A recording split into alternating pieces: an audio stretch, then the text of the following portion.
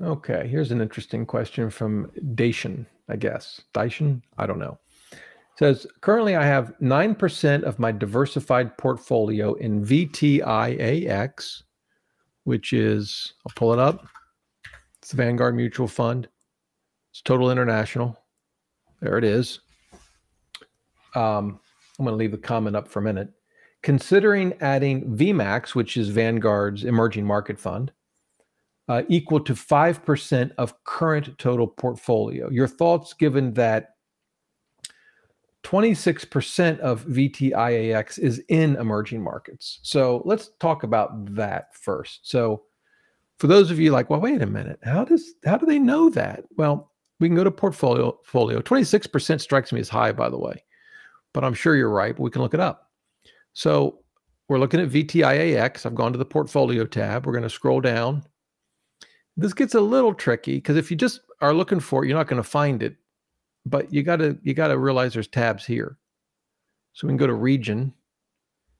Here's Asia emerging. Yeah, I don't know that 26% strikes me as high. I thought it was high. This is showing about 16% if you add, am I missing one? Asia emerging, there's a little bit of Europe emerging, and that's about it. Anyway, that's what I see. Maybe there's different numbers reported on Vanguard's website. But the question is, should we add a 5% to emerging markets? So a couple of thoughts there. I owned emerging markets separately. I actually put 10% in emerging markets for a long time, and was very happy with that. It's a wild ride. Let me just go back to this map that I showed you.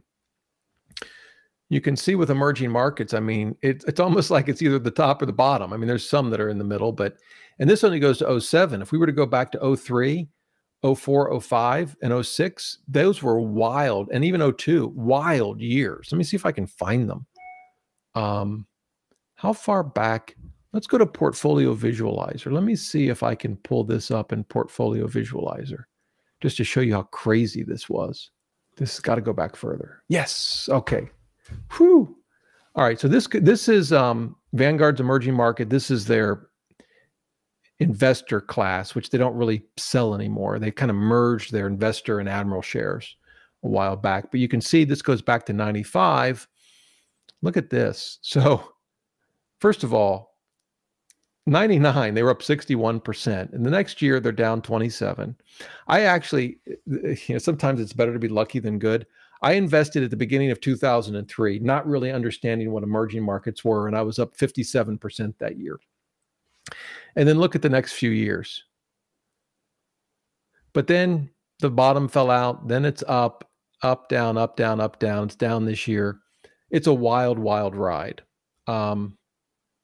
So you just have to be prepared for that. Of course, in a total international fund, that wild ride is occurring just within a more diversified fund. So you're somewhat insulated from the effects of it when you go to look at your account balance, but still 15, 20% or whatever is in an emerging market, it's an emerging market. So if you're prepared for that wild ride, I think it can be a good diversifier. I have read some studies in Morningstar. I don't think I can put my hand on it quickly that actually has said small cap value has proven to be a better diversifier than emerging markets. But that's, of course, looking at history.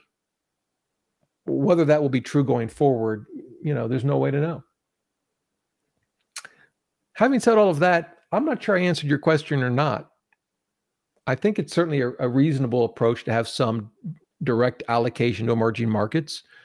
You just got to be, you got to buckle up because it's, you got to buckle up no matter what. I mean, look at this year. You got to buckle up just to own a bond, for goodness sake. Sheesh.